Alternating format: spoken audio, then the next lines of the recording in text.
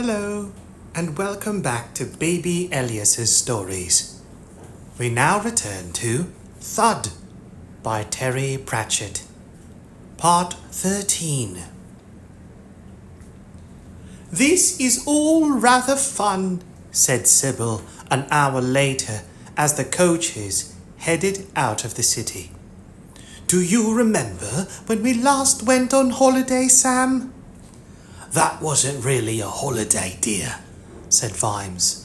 Above them, young Sam swung back and forth in a little hammock, cooing. "Well, it was very interesting all the same," said Sybil. "Yes, dear. Werewolves tried to eat me." Vimes sat back. The coach was comfortably upholstered and well sprung. At the moment, while it threaded through the traffic, the magical loss of weight was hardly noticeable.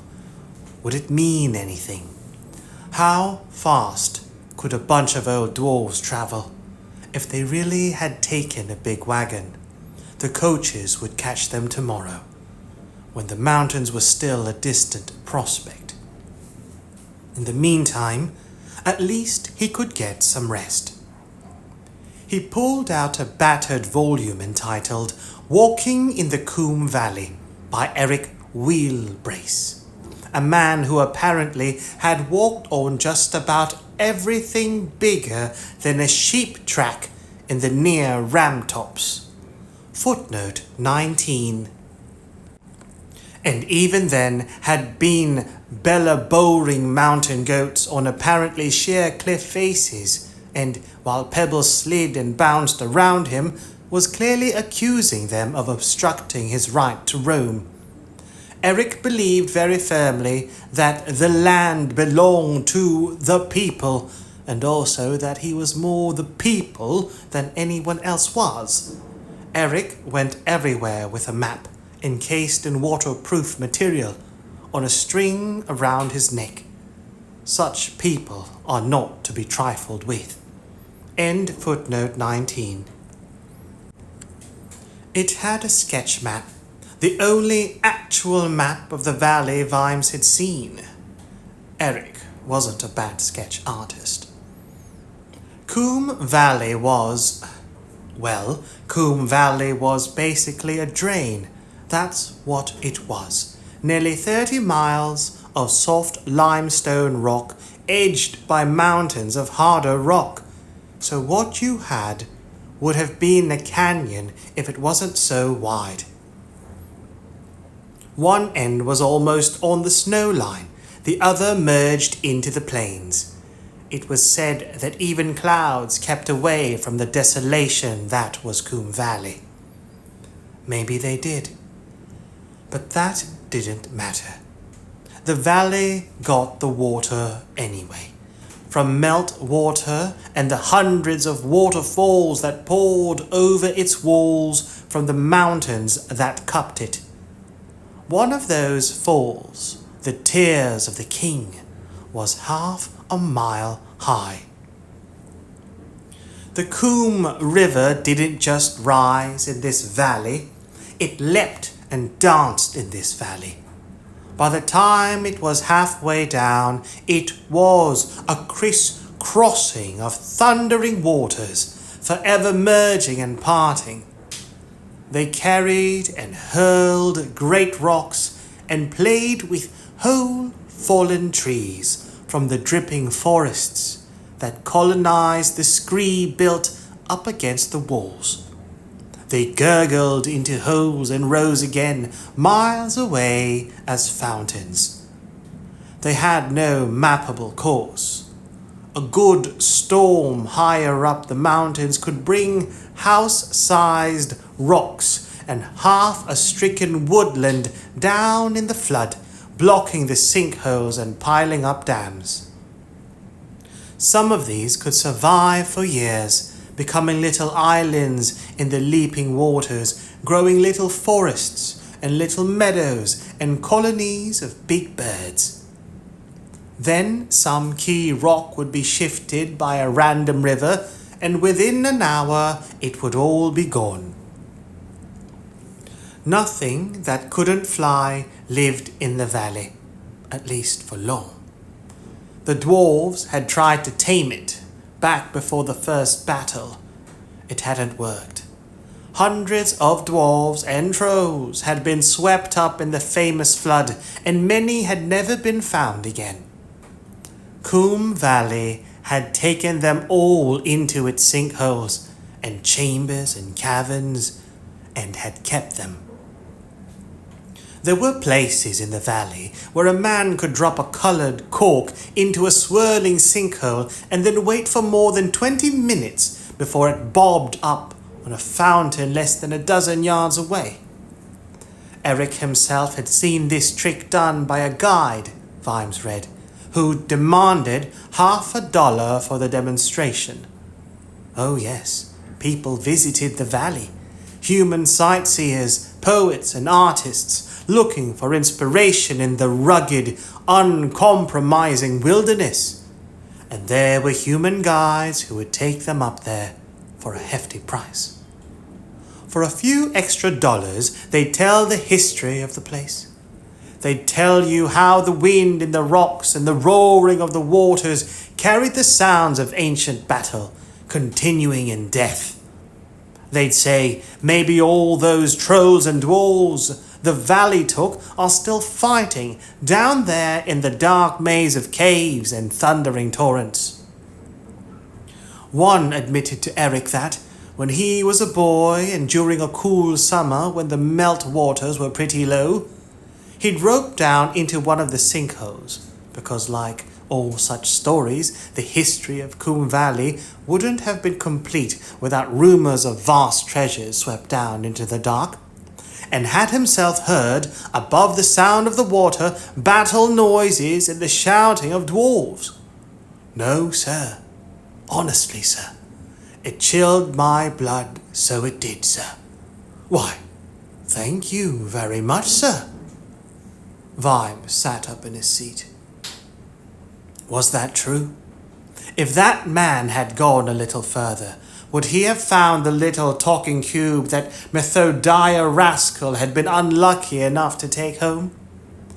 Eric had dismissed it as an attempt to scrounge another dollar, and probably it was.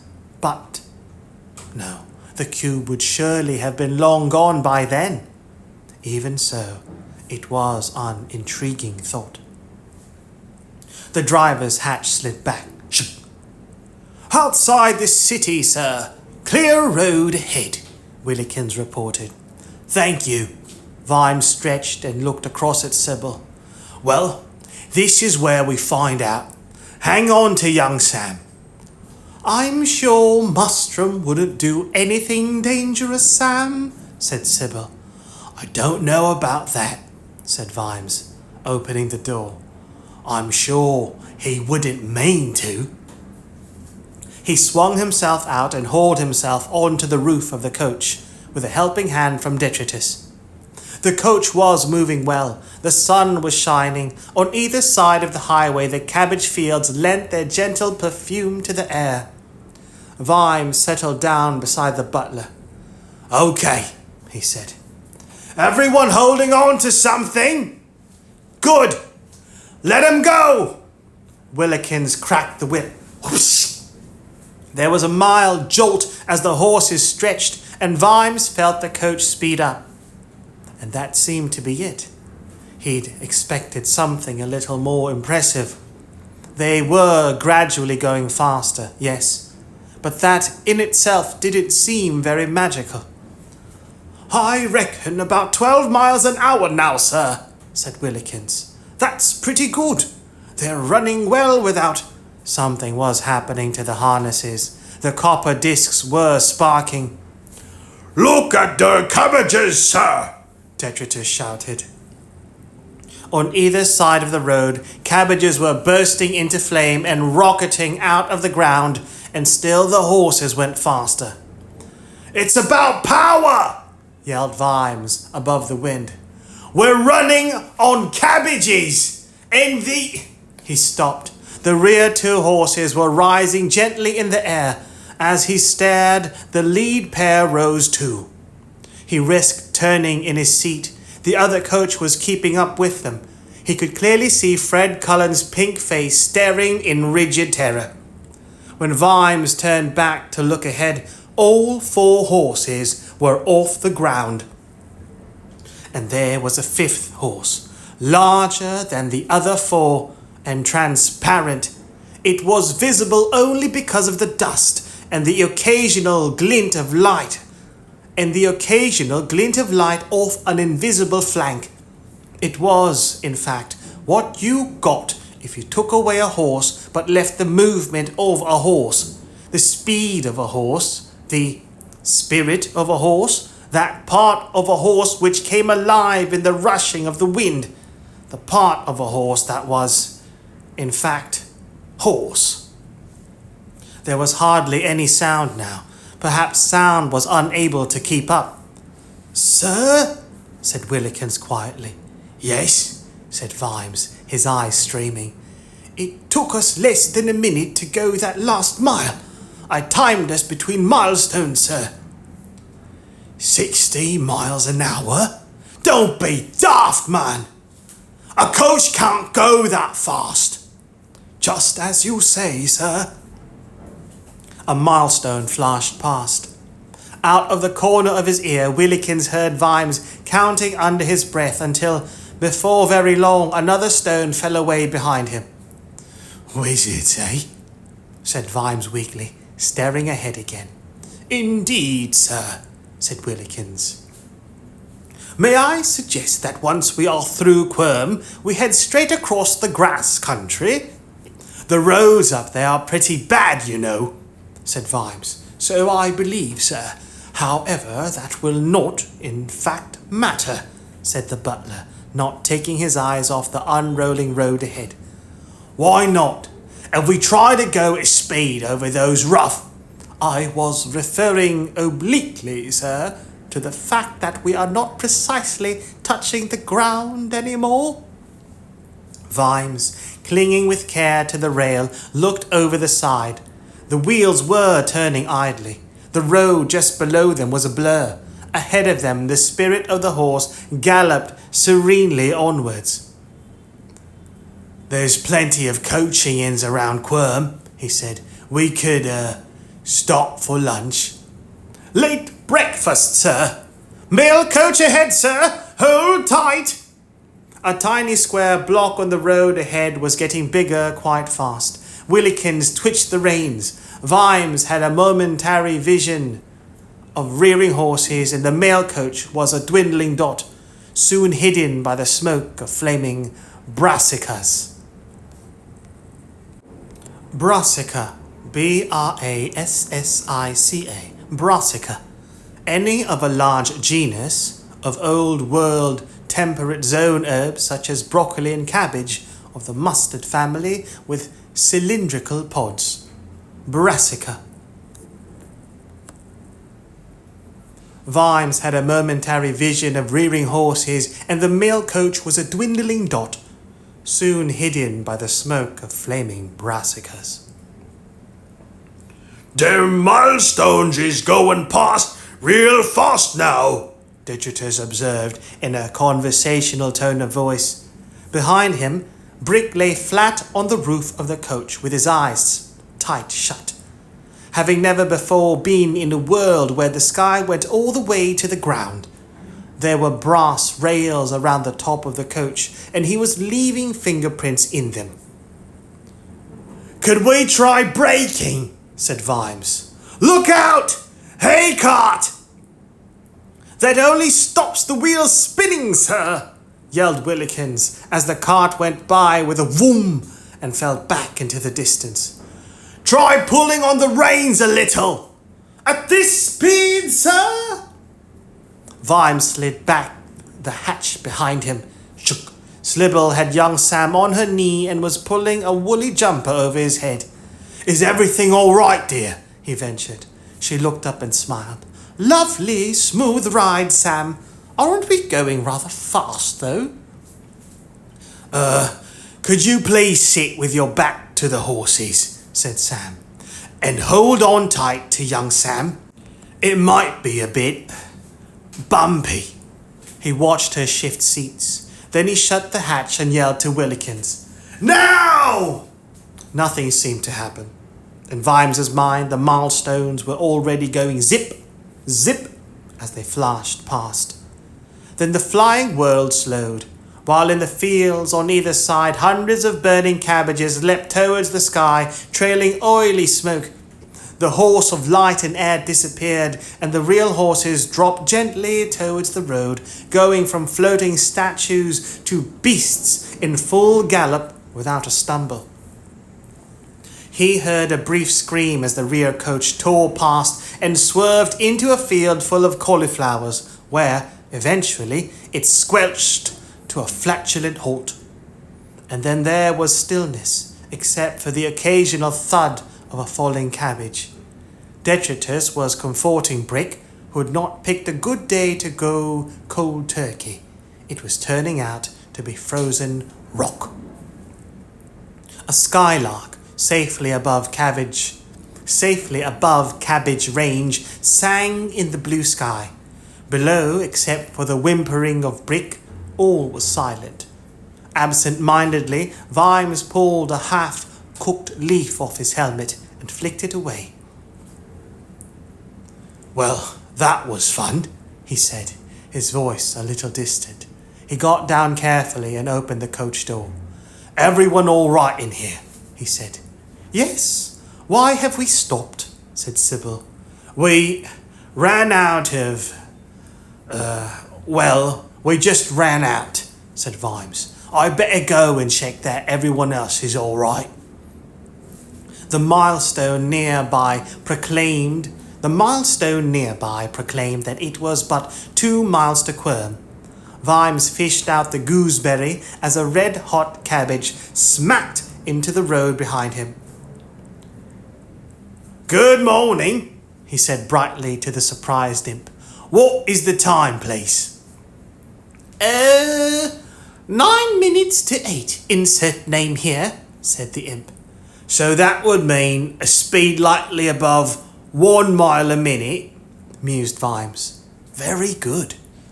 Moving like a sleepwalker, he went into the field on the other side. He went into the field on the other side of the road and followed the trail of stricken, steaming greens until he reached the other coach. People were climbing out of it. "Everyone okay?" he said. "Breakfast today will be boiled cabbage, baked cabbage, fried cabbage." He stepped smartly aside as a steaming cauliflower hit the ground and exploded. "And cauliflower surprise. Where's Fred?" "Looking for somewhere to throw up," said Angua. "Good man. We'll take a minute or two to rest here, I think." With that, Sam Vimes walked back to the milestone, sat down next to it, put his arms round it, and held on tight until he felt better. "You could catch up with the dwarves long before they're near Koom Valley. Good grief. At the speed we did earlier, you'd have to watch out in case you smashed into the back of them." Vimes's thought nagged at him as Willikins drove the coach at a very sedate speed out of Quirm and then, on a clear stretch of road, unleashed the hidden horsepower until they were bowling along at 40 miles every hour. That seemed quite fast enough. No one was hurt after all. You could get to Koom Valley by nightfall. Yes, but that was not the plan. Okay, he thought. But what is the plan exactly? Well, it helped that Sybil knew more or less everybody, or at least everybody who was female of a certain age, and who had been to the Quirm College for Young Ladies at the same time as Sybil. There appeared to be hundreds of them. They all seemed to have names like Bunny or Bubbles. They kept in touch meticulously. They'd all married influential or powerful men. They all hugged one another when they met and went on about the good old days in Form 3B or whatever, and if they acted together, they could probably run the world, or, it occurred to Vimes, might already be doing so. They were ladies who organize. Vimes did his best, but he could never keep track of them. A web of correspondence held them all together, and he marveled at Sybil's ability to be concerned over the problems of a child which she'd never met, of a woman she hadn't seen for 25 years. It was a female thing. So they would be staying in the town near the foot of the valley, with a lady currently known to him only as Bunty, whose husband was the local magistrate. According to Sybil, he had his own police force. Vimes translated this, in the privacy of his head, as he's got his own gang of thuggish, toothless, evil-smelling thief-takers. Since that was what you generally got in these little towns, still, they might be useful. Beyond that, there was no plan.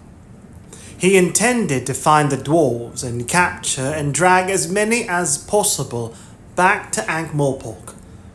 But that was an intention, not a plan. It was a firm intention, though. 5 people had been murdered. You couldn't just turn your back on that. He'd drag 'em back and lock them up and throw everything at 'em and see what stuck. He doubted if they had many friends now.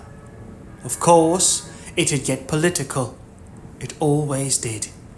But at least people would know that he'd done all he could, and it was the best he could do. And with any luck, it would stop anyone else getting funny ideas. And then there was the damn secret. But it occurred to him that if he did find it, and it simply was proof that the dwarves ambushed the trolls, or the trolls ambushed the dwarves, or they both ambushed each other at the same time, well, he might as well drop it down a hole. It really wouldn't change anything, and it was unlikely to be a pot of gold. People didn't take a lot of money onto the battlefields because there wasn't very much to spend it on. Anyway, it had been a good start. They'd clawed back some time, hadn't they? They could keep up a cracking pace and change horses at every staging in, couldn't they? Why was he trying to persuade himself? It had made sense to slow down. It was dangerous to go fast. If we keep up this pace, we might get there the day after tomorrow, right? He said to Willikins as they rattled on between stands of young maize. If you say so, sir, said Willikins. Vimes noted the hint of diplomacy. You don't think so? He said. Come on, you can speak your mind. Well, sir, those dwarves want to get there fast. Do you think? Said Willikins. I expect so. I don't think they want to hang around. So I'm just puzzled that you think they'll be using the road, sir. They could use broomsticks, couldn't they? I suppose so, Vimes conceded. But the Arch-Chancellor would have told me if they'd done that, surely. Begging your pardon, sir, but what business would it be of his? They wouldn't have to bother the gentlemen at the university. Everyone knows the best broomsticks are made by the dwarves up at Copperhead. The coach rolled on. After a while, Vimes observed, in the voice of one who has been thinking deeply, "They'd have to travel at night, though. They'd be spotted otherwise." "Very true, sir," said Willikins, staring ahead. There was more thoughtful silence. "Do you think this thing could jump fences?" said Vimes. "I'm game to give it a try, sir," said Willikins. "I think the wizards put some thought into all this." "And how fast do you think it could go, for the sake of argument?" said Vimes. "Dunno, sir, but I've got a feeling it might be pretty fast. 100 miles in an hour, maybe." "You really think so? That means we could be halfway there in a couple of hours." "Well, you did say you wanted to get there fast, sir," said Willikins. This time the silence went on longer before Vimes said, "All right, stop somewhere. I want to make sure that everyone knows what we're going to do." "Happy to do that, sir," said Willikins. "It'll give me a chance to tie my hat on." What Vimes remembered most of all about that journey, and there was so much of it he wanted to forget, was the silence and the softness.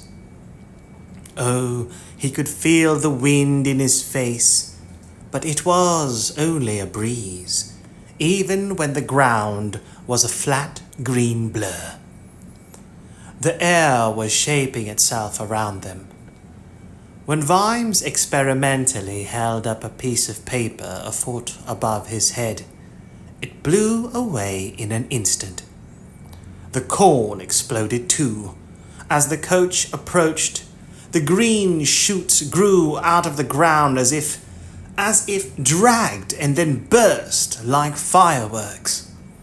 The corn belt was giving way to cattle country when Willikins said, "You know, sir, this thing steers itself. Watch." He lowered the reins as a patch of woodland approached. The scream had hardly formed in Vimes's throat before the coach curved around the woodland and then swung delicately back onto its original course. "Don't do that again, please," said Vimes. "All right, sir, but it's steering itself. I don't think I could make it run into anything." "Don't try," Vimes said quickly. "And I swear I saw a cow explode back there. Keep us away from towns and people, will you?" Behind the coach, turnips and rocks leapt into the air and bounced away in the opposite direction. Vimes hoped they wouldn't get into trouble about that. Footnote 20. But as it happened, it was all blamed on people from another world, so that was all right. End footnote 20. The other thing he noticed was that the landscape ahead was strangely bluish, while behind them it had a relatively red tint. He didn't like to point this out, though, in case it sounded strange. They had to stop twice to get directions, and were 20 miles from Koom Valley at 5:30. There was a coaching inn. They sat out in its yard. No one spoke much, apart from the speed-hungry Willikins. The only people not shaken by the journey were Sybil and young Sam, who seemed quite happy, and Detritus, who had watched the world skim past with every sign of enjoyment. Brick was still face down on the coach roof, holding tight. 10 hours, said Fred Cullen, and that included lunch and stopping to be sick. I can't believe it. I don't think people are supposed to go this fast, Nobby moaned. I think my brain's still back home. Well, if we're going to have to wait for it to catch up, Nobby, I'll buy a house here, shall I? Said Fred. Nerves were frayed, brains were jogging behind. This is why I don't like magic, thought Vimes. But we're here, and it's amazing how the inn's beer has helped recovery. We might even be able to have a quick look at Koom Valley before it gets dark, he ventured, to general groaning. No, Sam! Everyone needs a meal and a rest, said Sybil. Let's go into town like proper people, nice and slowly, and everyone will feel and everyone will be fresh for tomorrow. Lady Sybil is right, Commander, said Bashfulson. I wouldn't advise going up to the valley at night, even at this time of the year.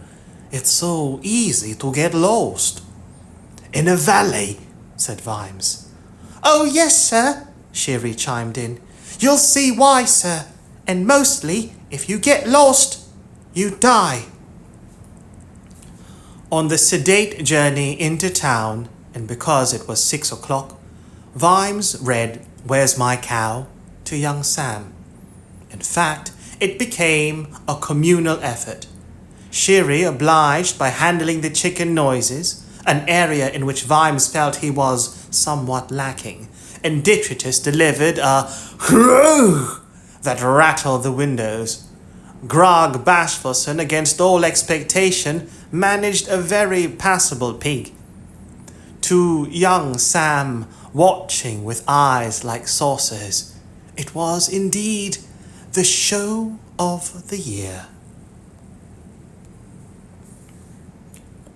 Bunty was surprised to see them so soon, but ladies who organize are seldom thrown by guests arriving unexpectedly early.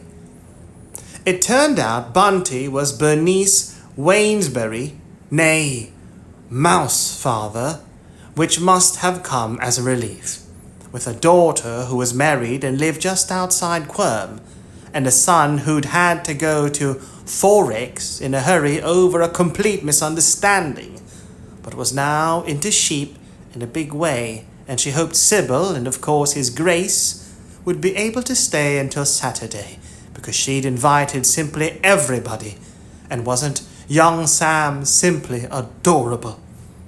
And so on, right up to... And we've cleaned out one of the stables for your trolls, said with a happy smile. Before Sybil or Vimes could say a word, Detritus had removed his helmet and bowed. Thank you very much, missus, he said gravely. You know, sometimes people forget to clean them out first. It's them little touches that mean a lot. Why, thank you, said Bunty. How charming. I've never seen a troll wearing clothing before. I can take them off if you like, said Detritus, at which point Sybil took Bunty gently by the arm and said, Let me introduce you to everybody else. Mr. Wainsbury, the magistrate, wasn't the venal pocket liner Vimes had expected. He was thin, tall, and didn't say a great deal, and spent his time at home in a study filled with law books, pipes, and fishing tackle. He dispensed justice in the mornings, fished during the afternoon, and charitably forgave Vimes for his total uninterest in dry flies. The local town of Ham-on-Coombe made a good living off the river. When the Coombe hit the plains, it widened and slowed and was more full of fish than a tin of sardines. Marshes spread out on either side too, with deep and hidden lakes that were the home and feeding ground of innumerable birds. Oh, and there were the skulls too. I am the coroner as well, Mr. Wainsbury told Vimes as he unlocked a cupboard in his desk. We get a few bones washed down here every spring. Mostly tourists, of course. They really will not take advice, alas. but sometimes we get things that are of more historical interest. He put a dwarf skull on the leather desktop. About 100 years old, he said, from the last big battle 100 years ago. We get the occasional piece of armor too. We put it all in the charnel house, and from time to time the dwarves or the trolls come with a cart to sort through it and carry it away. They take it very seriously. Any treasure? Said Vimes. Ha! Not that I get told about, but I'd hear about it if there was anything big. The magistrate sighed. Every year people come to search for it. Sometimes they are lucky. They find gold. No, but they get back alive. The others, they wash up out of the caves in the fullness of time. He selected a pipe from a rack on his desk and began to fill it. I'm amazed that anyone feels it necessary to take weapons up the valley. It'll kill you on a whim. Will you take one of my lads, Commander? I have my own guide, said Vimes, and then added, but thank you. Mr. Wainsbury puffed his pipe. As you wish, of course, he said. I shall watch the river, in any case.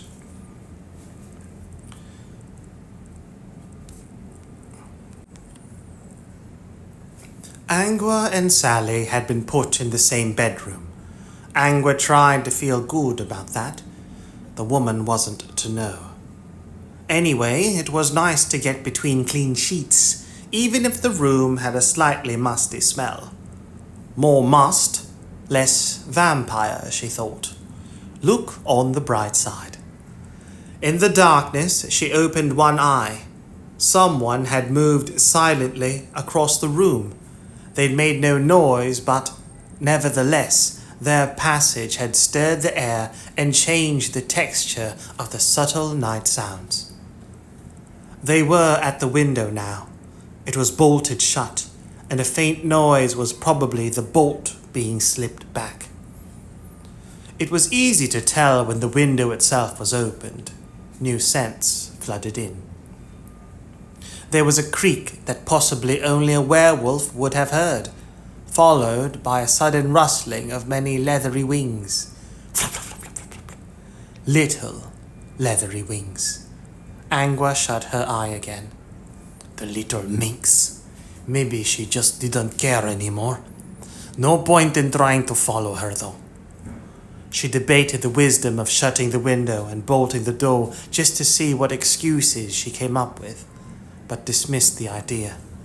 No good telling Mr. Vimes yet either. What could she prove? It'd all be put down to the werewolf/vampire thing.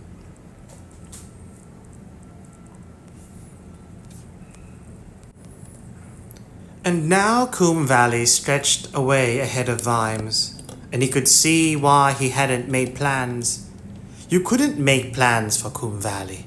It'd laugh at them. It would push them away like it pushed away roads. Of course, you're seeing it at its best at this time of year, said Sherry. By best, you mean, Vimes prompted. Well, it's not actually trying to murder us, sir. And they're the birds. And when the sun's right, you get some wonderful rainbows. There were lots of birds. Insects bred like mad in the wide, shallow pools and dams that littered the floor of the valley in late spring. Most of them would be dry by the late summer. But for now, Koom Valley was a smorgasbord of things that went bzzz. And the birds had come up from the plains to feast on all of it. Vimes wasn't good at birds, but they mostly looked like swallows, millions of them. There were nests on the nearest cliff, a good half-mile away, and Vimes could hear the chattering from here. And where trees and rocks had piled up in a dam, saplings and green plants had sprouted. Below the narrow track the party had taken, waters gushed from half a dozen caves and joined together for one wild waterfall into the plain. "It's all so alive," said Angua. "I thought it would be just barren rock." "That's what it is like up at the battle place," said Detritus, spray glistening on his skin. "My dad took me up there when we were coming to their city. He showed me this kind of rocky place, hit me on the head and said, 'Remember.'" "Remember what?" said Sally. "He didn't say, so I just, generally remembered." "I didn't expect this," Vimes thought. "It's so chaotic. Oh well, let's get clear of the cliff wall at least. All these bloody great boulders must have got here from somewhere." "I can smell smoke," Angua announced after a while, as they made their way unsteadily across the debris-strewn track. "Campfires from up the valley," said Sherry. "Early arrivals, I expect." "You mean people queue up for a place in the battle?" said Vimes. "Watch this boulder, it's slippery." "Oh yes, the fighting doesn't start until Koom Valley Day. That's tomorrow." "Damn, I lost track. Will it affect us down here?" Bashfulson coughed politely. "I don't think so, Commander. This area's too dangerous to fight in." "Well, yes, I can see it would be terrible if anyone got hurt," said Vimes, climbing over a long heap of rotting timber. "That would spoil the day for everyone." Historical recreation, he thought gloomily, as they picked their way across, under, over, or through the boulders and insect-buzzing heaps of splintered timber, with streamlets running everywhere. "Only we do it with people dressing up and running around with blunt weapons, and people selling hot dogs, and the girls all miserable because they can only dress up as wenches. Wenching being the only job available to women in the olden days. But the dwarfs and the trolls, they fight it again for real. Like, perhaps if they fight it enough times, they'll get it right." Now there was a hole in the track in front of him, half blocked with the winter's debris, but still managing to swallow a whole streamlet. It poured, foaming into the depths. There was a booming noise far below. When he knelt down and touched the water, it was so cold it stung. "Yes, watch out for sinkholes, Commander," said Bashfulson. "This is limestone. Water wears it away quite quickly. We'll probably see some much bigger ones. Often they're hidden by rotting debris. Watch where you tread." "Don't they get blocked up?" "Oh, yes, sir. You see the size of the rocks that roll down here? It must be like a giant game of billiards." "Something like that, I expect," said Bashfulson carefully. After 10 minutes, Vimes sat down on a log, pulled off his helmet, took out a big red handkerchief, and wiped his forehead. "It's getting hotter," he said, "and everywhere in this bloody place looks the same. Ow!" He slapped at his wrist. "The midges can be a bit extreme, sir," Sherry volunteered. "It's said that when they bite extra hard, there's a storm coming." They both looked up at the mountains. There was a yellow haze at the far end of the valley, and clouds between the peaks. "Oh, good," said Vimes, "because it feels like that bite went to the bone." "I wouldn't worry too much, Commander," said Sherry. "The big Koom Valley storm was a once-in-a-lifetime occurrence. It certainly is a lifetime if you were caught in it, said Vimes. This damn place is getting to me. I don't mind admitting it. By now the rest of the squad had caught up. Sally and Detritus were visibly suffering from the heat. The vampire sat down in the shade of a big rock without saying anything. Brick lay down by the icy stream and stuck his head in. I'm afraid I'm not much help here, sir, said Angua. I can smell dwarf, but that's about it. There's just too much damn water everywhere. Maybe we won't need your nose, said Vimes. He unslung the tube that contained Sybil's sketch, unrolled the drawing, and pinned the ends together. Give me a hand with this, will you, Sherry? He said.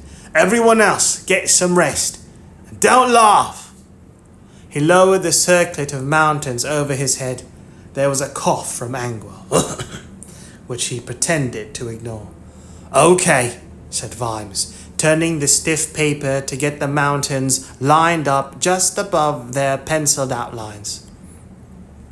That's Copperhead over there, and Corey Celeste over there, and they line up pretty well against the drawing. We're practically on top of it already. Not really, Commander, said Bashfulson behind him. They're both almost 400 miles away. They'd look pretty much the same from anywhere in this part of the valley. You need to look at the nearer peaks. Vimes turned.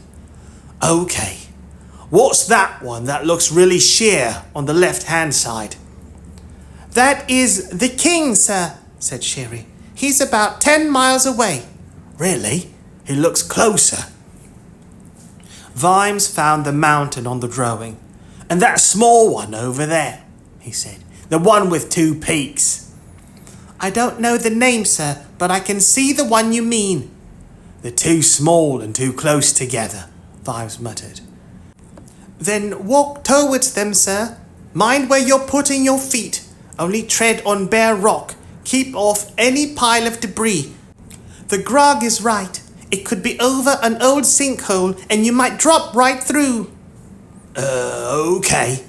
About halfway between them is that funny-shaped little outcrop. I'll head directly for it. You watch where I'm putting my feet to, will you? Trying to keep the paper level, stumbling on rocks and splashing through icy rivulets, Vimes walked the lonesome valley. Damn and blast! Sir? Vimes peered over the top of his ring of paper. I've lost the king. That damn great ridge of boulders is in the way. Hold on. I can see that mountain with the chunk taken out of it. It looked so simple.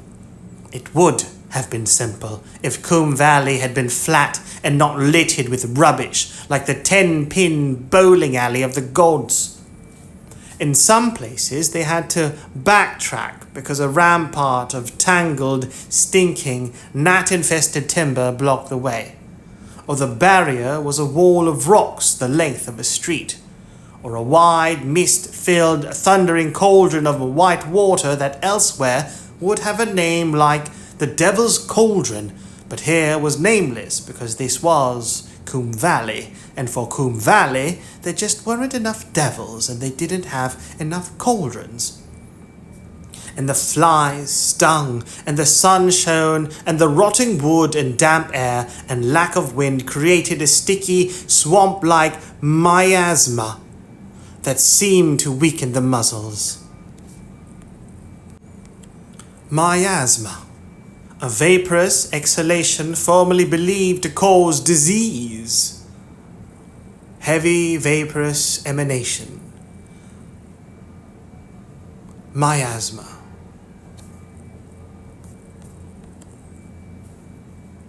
And the flies stung, and the sun shone, and the rotting wood and damp air and lack of wind created a sticky, swamp-like miasma that seemed to weaken the muscles. No wonder they fought at the other end of the valley, Vimes thought. There was air and wind up there. At least you'd be comfortable. Sometimes they'd come out into a clear stretch that looked like the scene that Methodia Rascal had painted, but the nearby mountains didn't quite match up, and it was off again into the maze. You had to detour, and then detour around the detour. At last, Vimes sat down on a bleached, crumbling log and put the paper aside. "We must have missed it," he said, panting. "Or Rascal didn't get the mountains quite right. Or maybe even a slice of mountain fell off in the last 100 years. It could have happened. We could be 20 feet away from whatever it is we're looking for and still miss it." He slapped a gnat off his wrist. "Cheer up, sir. I think we're fairly close," said Sherry. "Why? What makes you think that?" said Vimes, wiping his brow. "Because I think you may be sitting on the painting, sir. It's very dirty, but that looks like rolled up canvas to me." Vimes stood up quickly and inspected the log. One corner of what he'd taken to be yellow-grey bark peeled back to reveal paint on the other side. "And those timbers over there," Sherry began, but stopped because Vimes had raised a finger to his lips. There were indeed some long, thin pine saplings lying nearby, stripped of all branches. They would have gone unnoticed if it weren't for the presence of the rolled-up painting. They did just what we did, Vimes thought. It was probably easier if they had enough dwarfs to hold up the painting. The mountains would be properly coloured, not just pencil lines, and it would be more accurate on the bigger canvas. They could take their time too. They thought they were well ahead of me. All they were worried about was some bloody mystic symbol. He drew his sword, sing, and beckoned Sherry to follow him. There's not just dark dwarves here then, he thought, creeping around the nearby rocks. They wouldn't have stood out here in daylight. So let's see how many stayed on guard. None, as it turned out. It was something of an anticlimax. Beyond the rocks was the spot that X would have marked if there had been an X. They must have been really confident, Vimes realized. By the look of it, they'd moved tons of rock and stricken timber, and there were the crowbars to prove it. Right now would be a really good time for Angua and the others to catch us up, he decided. In front of them was a hole about 6 feet wide. A steel bar had been laid across it, bended into 2 freshly chiseled grooves, and from the bar a stout rope disappeared into the depths. From far below came the thunder of dark waters. Mr. Rascal must have been a brave man to stand here, said Vimes. I expect it was a plugged hole 100 years ago, said Sherry. I'll tell you what, said Vimes, kicking a pebble into the dark. Pretend I'm a city man who doesn't know a bloody thing about caves, why don't you? It's what you get when a hole gets blocked, sir, said Sherry patiently. Mr. Rascal probably just had to climb down onto a plug of debris. This is the place. So, this is where he found the talking cube, Vimes thought, ignoring Sherry's protests, because he was the commander around here. He swung down onto the rope and lowered himself a few feet.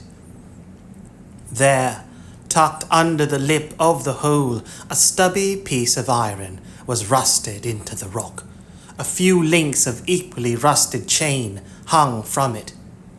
It sang in its chains. There was a note about the thing being in chains, he said. Well, there's some chain here, and that could be the stub of a knife. Dwarf steel, sir, said Sherry reproachfully. It does last. It could last all that time, Oh, yes. I expect the sink became a fountain for a while after Rascal's Day and forced the blockage out. That sort of thing happens all the time in Koom Valley. What are you doing, sir? Vimes was staring down into the darkness. Below, unseen dark waters churned. So, the messenger climbed up this hole, he thought. Where to hide the cube safely? There could be trolls up above, but a fighting dwarf would have a dagger, certainly, and they love chains. Yes, here would be a good place, and he'd be back soon, anyway. Old men climb down this, he said, staring down the rope into the dark. Old dwarfs, sir, yes. We're strong for our size. You're not going down, are you, sir? There's a side tunnel down there. There must be a side tunnel down there, said Vimes. Thunder rumbled far up in the mountains. But the others will be here soon, sir. Aren't you rushing things? Don't wait for them. No, tell them to follow me. Look, we've lost time. I can't hang around all day. Sherry hesitated and then pulled something out of a pouch on her belt. Then at least take these, sir, she said. She grabbed the little package. He grabbed the little package as it fell. It was surprisingly heavy. Waxed matches, sir. They don't get wet. And the wrapping will burn like a torch for at least 4 minutes. There's a small loaf of dwarf bread too. Well, thank you, said Vimes, to the worried round shadow against the yellow sky. Look, I'll see if there's any light down there, and if there isn't, I'll come straight back. I'm not that daft. He let himself slide down the rope. There was a knot every couple of feet. The air was winter cold after the heat of the valley. Fine spray came up from below. There was a tunnel, well above the cauldron. He could make himself believe there was light in the distance too. Well, he wasn't stupid. He needed to. Let go. His hands loosened their grip. He didn't even have time to swear before the water closed over him. Vimes opened his eyes. After a while, moving his arms slowly because of the pain, he found his face and checked that his eyelids were, indeed, open. Which bits of his body weren't aching? He checked. No, there seemed to be none.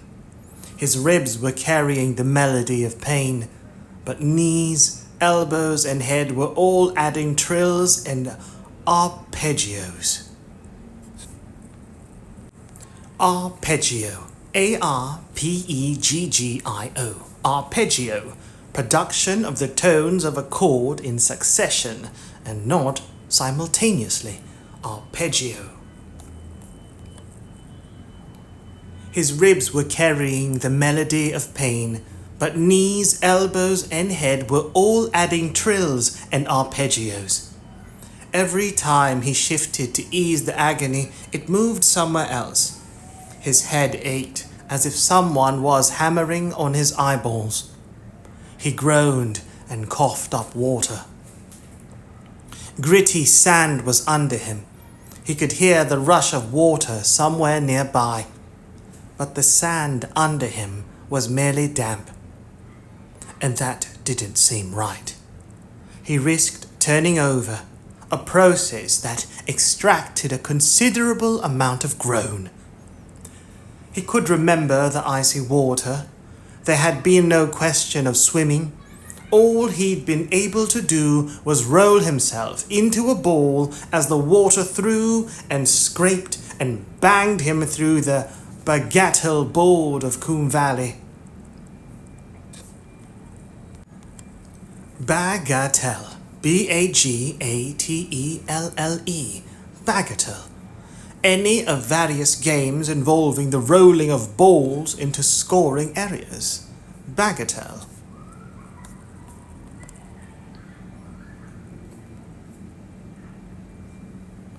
There had been no question of swimming. All he'd been able to do was roll himself into a ball as the water threw and scraped and banged him through the bagatelle board of Koom Valley. He'd gone over an underground waterfall once, he was sure, and he managed to suck a breath before being whisked onward. And then there was depth and pressure, and his life started to unroll before his eyes. His last thought had been, "Please, please, can we skip the bit with Mavis Trouncer?" And now he was here, on an invisible beach, totally out of the water. But this place surely didn't have tides. So someone was somewhere in the blackness, watching him. That was it. They'd pulled him out, and now they were watching him. He opened his eyes again. Some of the pain had gone, leaving stiffness as payment. He had a feeling that time had passed. The darkness pressed in on all sides, thick as velvet. He rolled back with more groans, and this time managed to push himself onto his hands and knees. "Who's there?" he mumbled, and very carefully got to his feet. Being upright seemed to shake his brain into gear again. "Anyone there?" The darkness swallowed the sound. Anyway, what would he have done if something had said, "Yes?" He drew his sword, shing, and held it out in front of him as he scuffled forward. After a dozen steps, it clinked against rock. "Matches," he mumbled. "Got matches." He found a wax bundle and, working his clammy fingers slowly, drew out one match. Scraping the wax off the head with his thumb, he struck it against the stone. The glare hurt his eyes. "Look, quick! Flowing water, smooth sand, hand and footprints coming out of the water. One set only. Yes, walls look dry, small cave, darkness over there, way out." Vimes limped towards the oval entrance as quickly as he could while the match spat and fizzed in his hand. There was a bigger cave here, so big that the blackness in it seemed to suck all the light from the match, which scorched his fingers and died. The heavy darkness closed in again, like curtains, and now he knew what the dwarves meant. This wasn't the darkness of a hood or a cellar, or even of their shallow little mine. He was a long way below the ground here, and the weight of all that darkness bore down on him. Now and again a drop of water went plink into some unseen pool. Vimes staggered onwards. He knew he was bleeding. He didn't know why he was walking, but he did know that he had to. Maybe he'd find daylight. Maybe he'd find a log that had been washed in here and float his way out. He wasn't going to die, not down here in the dark, a long way from home. A lot of water was dripping in this cavern. A lot of it was going down his neck right now, but there were plinks on every side. Ha! Water trickling down your neck, and odd noises in the shadows.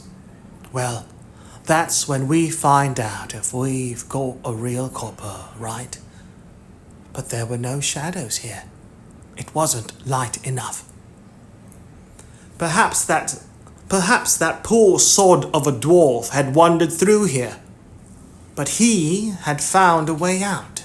Maybe he knew the way. Maybe he had a rope. Maybe he was young and limber, and so he'd got out, dying on his feet, and tucked the treasure out of the way, and then went down the valley, walking through his grave. That's how it could take people. He remembered Mrs. Olds Burton, who went mad after her baby died, cleaning everything in the house, every cup, wall, ceiling and spoon, not seeing anybody or hearing anything. Just working all day and all night. Something in the head went click, and you found something to do. Anything to stop yourself thinking. Best to stop thinking that the way out the dwarf had found had been the one Vimes had dropped in by, and he had no idea where that was now. Maybe he could simply jump back in the water, knowing what he was doing this time, and maybe he'd make it all the way down to the river before the turbulent currents battered him to death. Maybe he... Why the hell had he let go of that rope? It had been like that little voice that whispers, "Jump," when you're on a cliff edge, or touch the fire. You didn't listen, of course. At least most people didn't, most of the time. Well, a voice had said, "Let go." And he had. He shuffled on, aching and bleeding, while the dark curled its tail around him. "He'll be back soon, you know," said Sybil, "even if it's at the very last minute." Out in the hall, a big grandfather clock had just stopped chiming, 5:30. "I'm sure he will," said Bunty. They were bathing young Sam. "He's never late," Sybil went on. "He says if you're late for a good reason, you'll be late for a bad one, and it's only 5:30 anyway." "Plenty of time," Bunty agreed. "Fred and Nobby did take the horses up to the valley, didn't they?" said Sybil. "Yes, Sybil, you watched them go," said Bunty. She looked over Sybil's head to the gaunt figure of her husband, who was standing in the hall doorway. He shrugged hopelessly. "Only the other day he was running up the stairs as the clocks were striking 6, said Sybil, calmly soaping young Sam with a sponge shaped like a teddy bear. "The very last second. You wait and see." He wanted to sleep. He'd never felt this tired before. Vimes slumped to his knees and then fell sideways, onto the sand. When he forced open his eyes, he saw pale stars above him, and had once again the sensation that there was someone else present. He turned his head, wincing at the stab of pain, and saw a small but brightly lit folding chair on the sand. A robed figure was reclining in it, reading a book. A scythe was stuck in the sand beside it. A white skeletal hand turned a page. "You'll be death, then," said Vimes, after a while. "Ah, Mr. Vimes, astute as ever." "Got it in one," said Death, shutting the book and his finger to keep the place. "I've seen you before." "I have walked with you many times, Mr. Vimes. And this is it, is it? Has it never struck you that the concept of a written narrative is somewhat strange?" said Death. Vimes could tell when people were trying to avoid something they really didn't want to say, and it was happening here. "Is it?" he insisted. "Is this it? This time I die?" "Could be. Could be. What sort of answer is that?" said Vimes. "A very accurate one. You see, you are having a near-death experience, which inescapably means that I must undergo a near-Vimes experience. Don't mind me. Carry on with whatever you were doing. I have a book." Vimes rolled over onto his stomach, gritted his teeth, and pushed himself onto his hands and knees again. He managed a few yards before slumping back down. He heard the sound of a chair being moved. "Shouldn't you be somewhere else?" he said. "I am," said Death, sitting down again. "But you're here!" "As well." Death turned a page and, for a person without breath, managed a pretty good sigh. "It appears that the butler did it." "Did what?"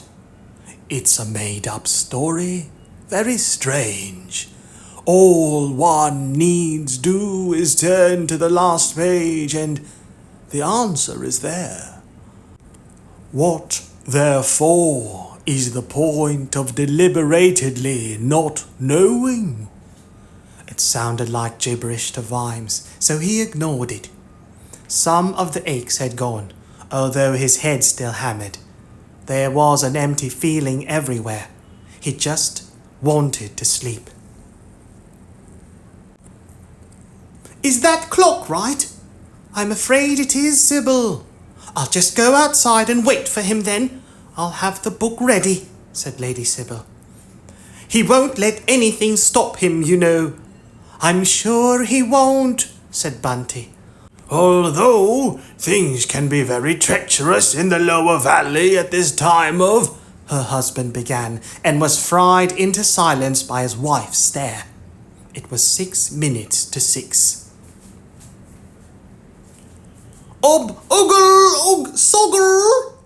It was a very little watery sound and came from somewhere in Vimes's trousers. After a few moments, enough time to recollect that he had both hands and trousers, he reached down with a struggle, freed the gooseberry from his pocket. The case was battered, and the imp, when Vimes had got the flap open, was quite pale. "Ob, ogle, soggle!" Vimes stared at it. It was a talking box. It meant something. "Woggle, soggle, lob!"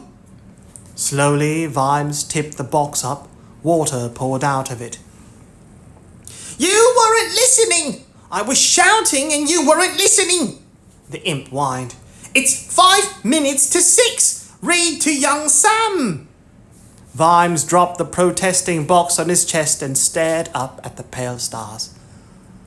"Must read to young Sam," he murmured, and shut his eyes. They snapped open again. "Got to read to young Sam!" The stars were moving. It wasn't the sky. How could it be the sky? This was a bloody cave, wasn't it? He rolled over and got to his feet in one movement. There were more stars now, drifting along the walls. The verms were moving with a purpose. Overhead, they had become a glowing river. Although they were flickering a little, the lights were also coming back on in Vimes's head.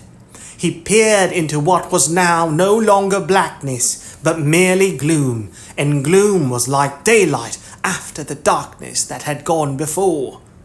"Got to read to young Sam," he whispered, to a cavern of giant stalactites and stalagmites, all gleaming with water. "To read to young Sam." Stumbling and sliding through shallow pools, running across the occasional patch of white sand, Vimes followed the lights. Sybil tried not to look at the worried faces of her host and hostess as she crossed their hall. The minute hand on the grandfather clock was nearly on the 12 and trembling. She threw open the front door. There was no Sam there, and no one galloping down the road. The clock struck the hour. She heard someone step quietly beside her. "Would you like me to read to the young Sam, madam?" said Willikins. "Perhaps a man's voice would." "No, I'll go up," said Sybil quietly. "You wait here for my husband. He won't be long." "Yes, madam." "He'll probably be quite rushed." "I shall usher him up without delay, madam." "He will be here, you know." "Yes, madam." "He will walk through walls." Sybil climbed the stairs as the chimes ended. The clock was a wrong clock. Of course it was. Young Sam had been installed in the old nursery of the house. a rather sombre place full of greys and browns. There was a truly frightening rocking horse, all teeth and mad glass eyes. The boy was standing up in his cot. He was smiling, but it faded into puzzlement as Sybil pulled up a chair and sat down next to him. "Daddy has asked Mummy to read to you tonight, Sam," she announced brightly. "Won't that be fun?" Her heart did not sink. It could not. It was already as low as any heart could go. But it curled up and whimpered as she watched the little boy stare at her. At the door, at her again, and then throw back his head and scream. Vimes, half limping and half running, tripped and fell into a shallow pool. He found he'd stumbled over a dwarf, a dead one, very dead. So dead, in fact, that the dripping water had built a small stalagmite on him, and with a film of milky stone had cemented him to the rock against which he sat. "Got to read to young Sam," Vimes told the shadowy helmet earnestly. A little way away on the sand was a dwarf's battle axe. What was going on in Vimes's mind was not exactly coherent thought, but he could hear faint noises up ahead, and an instinct as old as thought decided there was no such thing as too much cutting power. He picked it up. It was covered with no more than a thin coat of rust. There were other humps and mounds on the cavern floor which, now that he came to look at them, might all be. "No time. Read book." At the end of the cavern, the ground sloped up and had been made treacherous by the dripping water. It fought back, but the axe helped. One problem at a time. "Climb hill. Read book." And then the screaming started. His son screaming. It filled his mind. "They will burn." A staircase floated in his vision, reaching endlessly upwards into darkness. The screaming came from up there. Feet slithered, the axe bit into the milky stone, weeping and cursing, sliding at every step. Vimes struggled to the top of the slope. A new, huge cave spread out below. It was busy with dwarves. It looked like a mine. There were 4 of them only a few feet away from Vimes, whose vision was full of rocking lambs. They stared at this sudden, bloody, swaying apparition, which was dreamily waving a sword in one hand and an axe in the other. They had axes too, but the thing glared at them and asked, "Where's my cow?" They backed away. "Is that my cow?" the creature demanded, stepping forward unsteadily. It shook its head sadly. "It goes, bah!" It wept. "It is a sheep."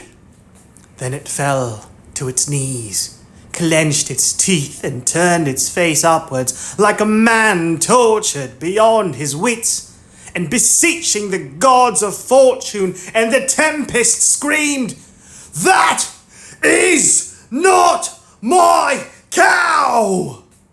The cry echoed around the cavern and broke through mere rock. So great was the force behind it, melted mere mountains, screamed across the miles. And in the somber nursery, young Sam stopped crying and looked around, suddenly happy but puzzled, and said, to his despairing mother's surprise, "Call!" The dwarves backed away down the slope. Overhead, the verms were still pouring in, outlining the invader against their green-white glow. "Where's my cow? Is that my cow?" it demanded, following them. In every part of the cavern, dwarves had stopped work. There was hesitancy in the air. This was only one man, after all, and the thought in many minds was, what is someone else going to do about this? It had not yet progressed to, what am I going to do about this? Besides, where was the cow? There were cows down here? It goes, nay! It is a horse! That's not my cow! Dwarves looked at one another. Where was the horse then? Did you hear a horse? Who else is down here? The 4 guards had retreated to the cavern for advice and reorientation. There were a number of deep downers there, clustered in frantic conversation and watching the approaching man. In Vimes' strobing vision, there were fluffy bunnies too, and quacky ducks. He had dropped to his knees again, and was staring at the ground and crying. Half a dozen shrouded dark guards stepped out from the group. One of them carried, ahead of him, a flame weapon, and advanced on the figure cautiously. The flame of its little pilot light was the brightest thing in the cave. The figure looked up. The light reflected red in its eyes and growled, Is that my cow? Then it threw the axe overarm full at the guard. It struck the flame weapon, which exploded. It goes, said young Sam as his mother hugged him and stared blankly at the wall. Burning oil fountained across the dark. Some of it splashed on Vimes' arm. He slapped at it. There was pain, intense pain, but he knew this only in the same way that he knew the moon existed. It was there, but it was a long way off and didn't affect him very much. That's not my cow, he said, standing up. He strode on now, over the burning oil, through red-edged smoke, past the dwarves rolling desperately on the ground to put out the flames. He seemed to be looking for something. 2 more guards ran at him. Without appearing to notice them, Vimes crouched and whirled the sword around in a circle. A little lamb rocked in front of his eyes. A dwarf with greater presence of mind than the others had found a crossbow and was taking aim when he had to stop to brush away the bats streaming past him. He raised the bow again, looked round at a noise like 2 slabs of meat being slapped together, and was picked up and thrown across the cave by a naked woman. An astonishing miner swung his axe at the smiling girl who vanished in a cloud of bats. There was a lot of yelling going on. Vimes paid it no attention. Dwarves were running through the smoke. He merely slapped them aside. He had found what he was seeking. Is that my cow? It goes, moo! Picking up another fallen axe, Vimes started to run. Yes, that's my cow!